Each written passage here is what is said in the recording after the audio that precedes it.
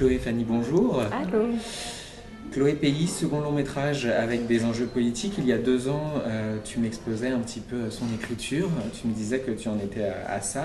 D'où t'es venue cette idée de ce film aux enjeux politiques?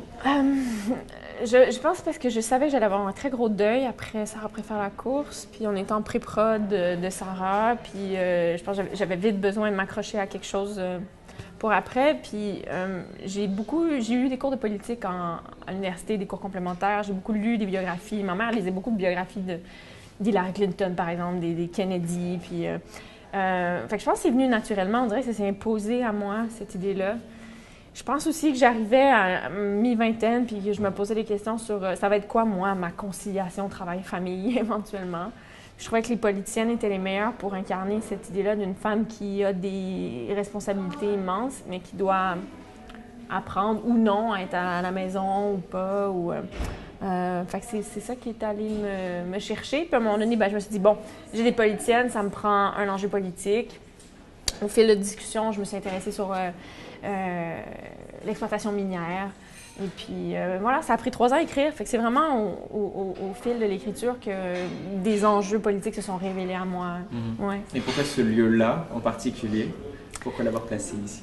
Bien, j'ai pensé, au début, je me disais, bon, est-ce que je l'incarne carrément au Québec? Après, je trouvais que j'étais coincée dans un cadre parce que je devais trouver un enjeu qui existe, avoir des acteurs qui jouent des vrais personnages. Je trouvais que ça me bloquait, en fait, alors que moi, j'avais envie de parler de quelque chose d'un petit peu plus large, de ne pas me limiter à différents sujets.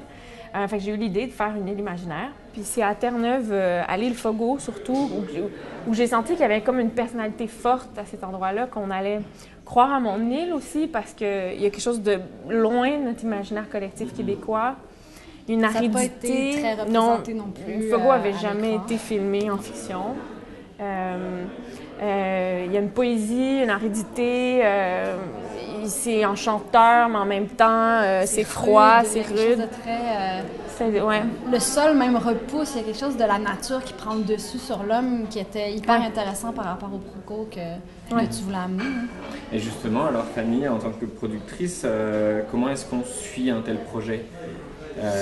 On l'a depuis le début. Un peu comme avec l'écriture, en fait, il y a eu plusieurs étapes au niveau de la production. Au tout début, je développais tout ça avec Chloé, puis à un moment donné, j'ai fait OK, donc ça va vraiment. On est dans un cadre pour que cette histoire-là puisse avoir lieu. On va vraiment être dans un autre cadre budgétaire que Sarah préfère la course. Donc, j'allais chercher un peu les conseils de Système 7 qui avaient déjà été des beaux mentors par le passé, qui sont embarqués donc comme coproducteurs. Quand on a trouvé Terre-Neuve, là, c'était bon, OK, donc on va coproduire carrément avec Terre-Neuve. Donc, il y a eu plusieurs étapes comme ça de construction du projet pour le financement. Moi, j'ai pensé à un moment donné, le piège de la politique, ça aurait pu comme être un sous-titre ou un autre titre, parce que ça donne un écho particulier avec plusieurs situations qui sont aussi déjà arrivées, pas forcément au Canada. J'imagine qu'au moment de le tourner, c'est sûr que ça vous parlait sur plein de choses qui revenaient en tête aussi. Les enjeux politiques se passent souvent dans des endroits confinés. On n'a pas vraiment accès à ce qui se dit pour vrai. Nous, comme public, on a le spectacle politique. Là. En général, ils sont très bons pour nous en mettre plein la vue et pour nous éloigner, au fond, des véritables enjeux. Puis, j'avais envie de montrer ce que ça peut créer aussi comme réaction chez le citoyen. Et ça crée différentes réactions, certaines violentes, certaines plus intellectuelles, peu importe, mais ça peut... mais il y a réaction. Quelque chose qui caractérise un petit peu plusieurs de tes réalisations, je dirais, c'est la solitude de tes personnages.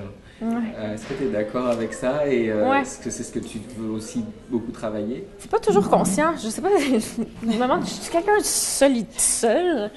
Une fois, je regarde mes films, je dois être seule. Je sais pas, mais l'écriture, c'est comme...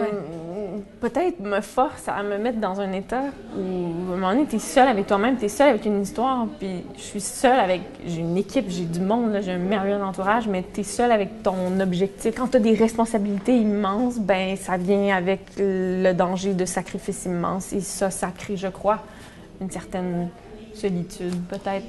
Une autre des caractéristiques qui est propre à ton cinéma, c'est l'utilisation de la musique.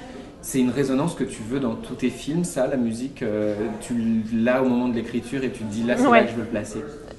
Oui, je l'écris en fait tout le temps dans le scénario. À chaque scène, ça va être, pas chaque scène, mais quand pour moi il y a un moment musical, je vais écrire inspiration musicale. Des fois, je mets le timing. Des fois dans la vie, je mets pas nécessairement le doigt sur une émotion tout de suite. Puis je vais marcher, je marche mon chien, puis j'écoute la musique, puis là on dirait que les idées se placent. J'ai l'impression que je fais ça avec mon cinéma aussi, qu'à certains moments, le personnage va se placer avec de la musique ou va révéler quelque chose par la musique. Cette fois-ci, il n'y a pas eu de difficulté à aller chercher justement de la musique. Il n'y a jamais pas de difficulté à aller chercher de la musique. C'est un monde assez complexe parce qu'à la fois, on est dans une période, je trouve, où le droit d'auteur, le droit musical est complètement bafoué et on est en train d'avoir une génération qui grandit en ne réalisant pas que de la musique, ça appartient à des gens.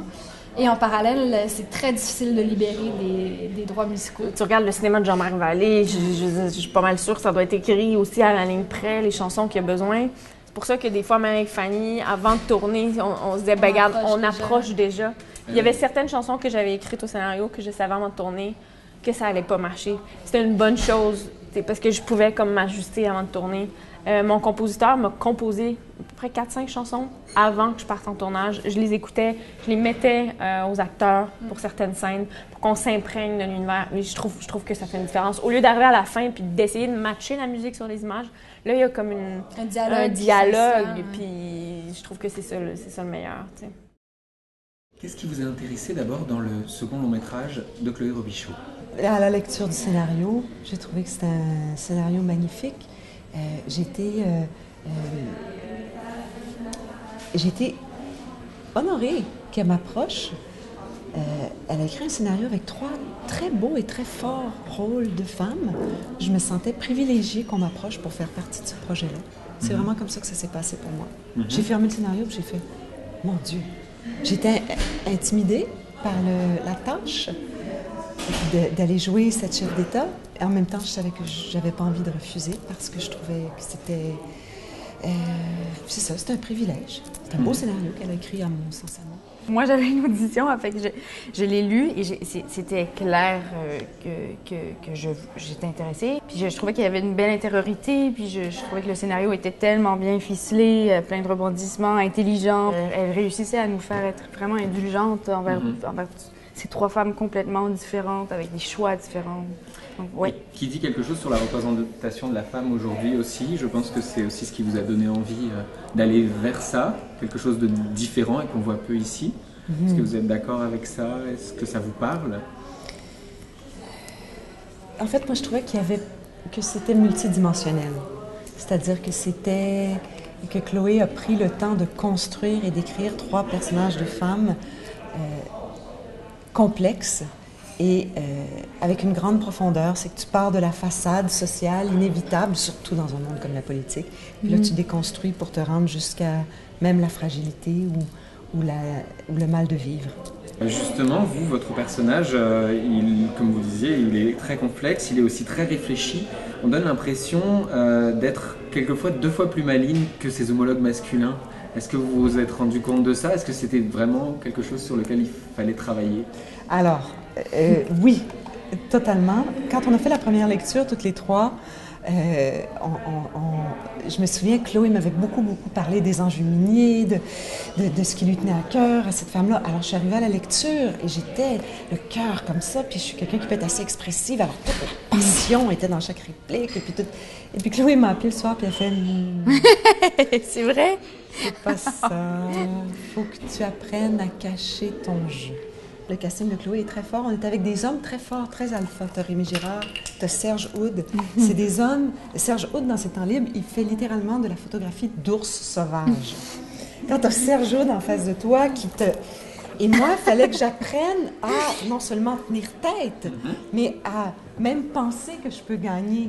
C'est pas mon énergie dans la vie, mettons. Alors, cette espèce de construction, pour moi, était fascinante. Et tout se joue alors dans la force de l'observation. C'est un jeu d'échecs. Ce que j'ai appris aussi, c'est qu'inévitablement, ces gens-là doivent être dans une certaine forme de manipulation. Ça ne veut pas nécessairement dire... On le voit très bien dans le film de Spielberg sur Lincoln. Il a réussi à abolir l'esclavage, mais il l'a pas fait de façon tout à fait... T'es dans d'autres enjeux. Alors, c'est ça. Mais connaissant l'univers de Chloé, c'est sûr que ça paraît assez logique qu'elle soit allée vers ça, vers quelque chose de plus subtil, on va dire, au niveau du jeu. En fait, je te dirais que là-dedans, c'est qu'il y avait une réalité dans ce que Chloé disait, c'est que je pense que n'importe quelle femme en politique doit développer. Donc, d'où le parallèle. C'est pas tant... Ce que j'ai pas regardé... Elle voulait pas que je me base sur rien. Donc, il y a plein de choses que j'ai pas regardées. Mais je pense que c'est une qualité que des femmes qui gagnent en politique doivent avoir, même si ça leur coûte. Et ce que le personnage de Nathalie n'a pas du tout. D'où l'attrait, c'est qu'elle incarne, elle est peut-être plus près des femmes citoyennes, parce qu'on sent tout d'elle. C'est la beauté du personnage de Nathalie. C'est vrai. C'est ce que Chloé voulait. Oui, elle est sur le tas, elle apprend, elle est maladroite. Ouais. Elle est encore humaine. Chloé disait souvent, Danielle, c'est ce que elle était Félix quand elle a commencé et elle a dû apprendre ça. Et je trouve que c'est ce qui est tellement beau du personnage de Félix, c'est qu'elle s'en prend plein la gueule parce qu'elle sait pas comment cacher son jeu. Elle voudrait qu'elle saurait pas comment. Qu'est-ce que vous retenez comme expérience de tournage, d'avoir été là-bas aussi loin et peut-être dans votre expérience, qu'est-ce qui vous a le plus marqué? On était dans un climat vraiment imprévisible. Il pouvait grêler une minute, puis la minute après, il y avait le soleil. On était littéralement dans des queues d'ouragan, des fois. J'étais sur le traversier. On tournait une scène où j'ai les mains comme ça, puis je regarde l'eau. Puis le bateau était très mouvementé. Et puis j'ai eu quelqu'un qui a peur, je suis anxieuse dans la vie. Puis à un moment donné, je me suis dit, là, arrête de shaker, tu sais, la caméra capte tout. Puis je me suis dit, au pire, tu meurs, tu sais. Tu meurs en faisant ce que tu as toujours voulu faire. Et ça, je me rappelle de cette prise de... Je m'étais vraiment comme... Bon, au pire, c'est ça. Moi, c'est l'île de Fogo. On était sur cette île ensemble. En automne, tous les restaurants étaient fermés. Il n'y avait pas d'eau courante cette semaine-là. On arrivait dans la queue d'un ouragan. Attends. Ça partait bien. On ne voulait plus partir. Il y a un rythme qui n'est pas au... Tu es avec des pêcheurs de morue. Tu es vraiment dans un autre monde. Et donc, on était ensemble à faire notre film. Il y avait quelque chose du cinéma scout guérilla là-dedans. On était épuisés le soir. Là. Ils nous vendaient littéralement à 120 km/h dans la face toute la journée. Là. Mais on était bien. On était ensemble et bien avec les éléments dans cette espèce de mer Atlantique, de Moby Dick, l'espèce de mer noire. Puis on ne voulait plus partir. On ira vous voir dans ce film que vous avez donc présenté une première fois au TIFF, qui sort maintenant au Québec. J'imagine que vous avez hâte de voir la réaction du public. On espère que ça trouvera son public au Québec et je vous souhaite une bonne continuation pour vous. Merci. Merci beaucoup. Merci.